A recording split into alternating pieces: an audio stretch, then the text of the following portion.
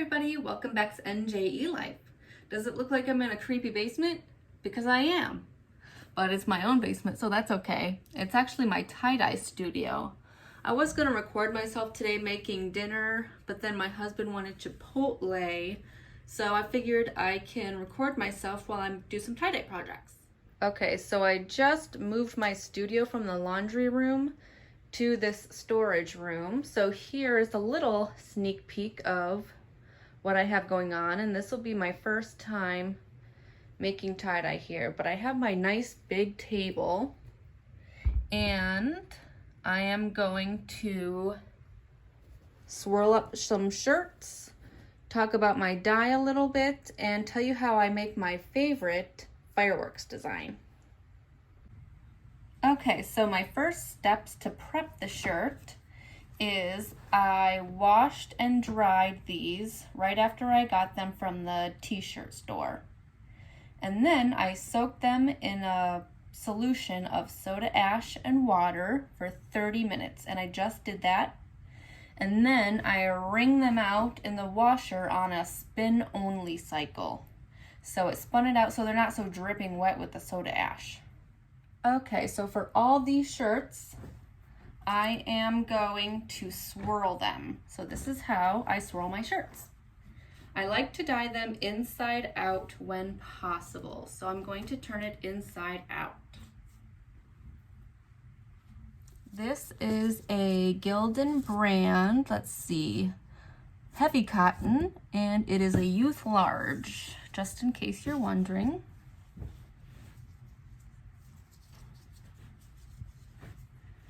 Try to get it evenly, nicely spread, and I do use these. I find them in handy, hemostats. Okay, so I take a decent amount and I just begin to swirl, and the pleats start to form, and I just swirl and just kind of assist a uniform pleat as I swirl. And I just want to let you know that I am still a beginner, so there are a lot of people out there on YouTube and other websites that have been doing this for years, and they probably have some good tips and tricks too, and they will definitely have their pleating down to more of a science than I do, but this is just the basics here.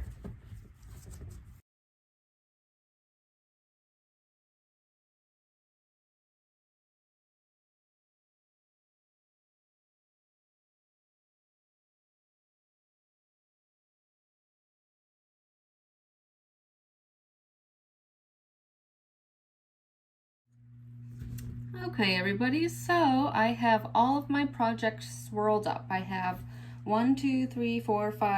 6 shirts and one little bandana.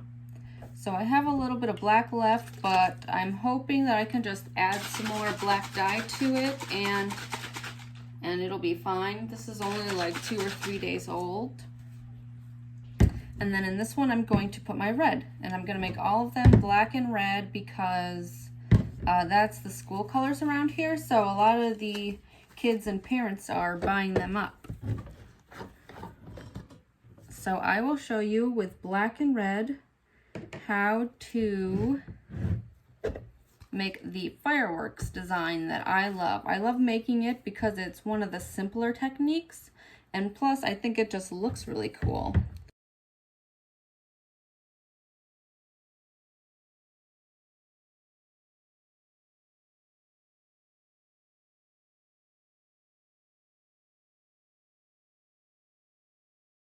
Okay, everyone, this is what my setup looks like.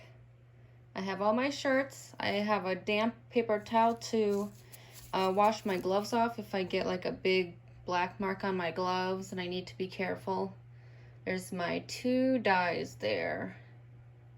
I shouldn't need much else. Here's my table, nice and cleaned off. And so here we go. Okay, I will figure out a better way to show you guys what I'm doing, but for now you can see at least the tops of a couple of them.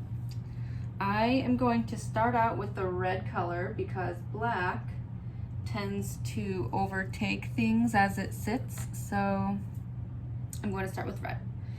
And to make this nice fireworks design, you literally cover the entire 1/2 of the shirt in red.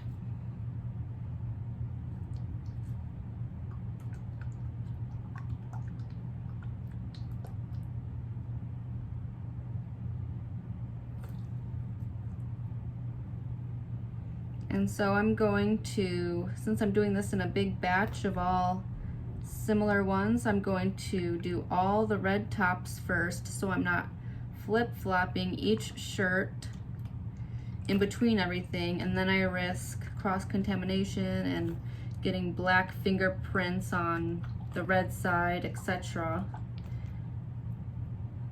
which is something I've learned from experience.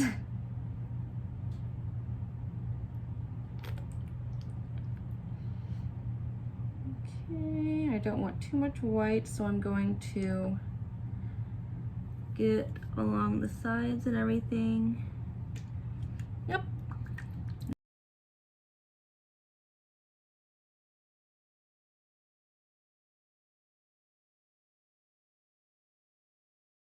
I reuse these. I rinse them, a good rinse out, and I reuse them because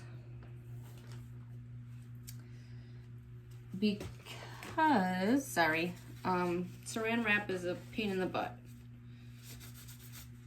So, all right, I'm gonna get these all ready and wash my station and then show you what they will look like.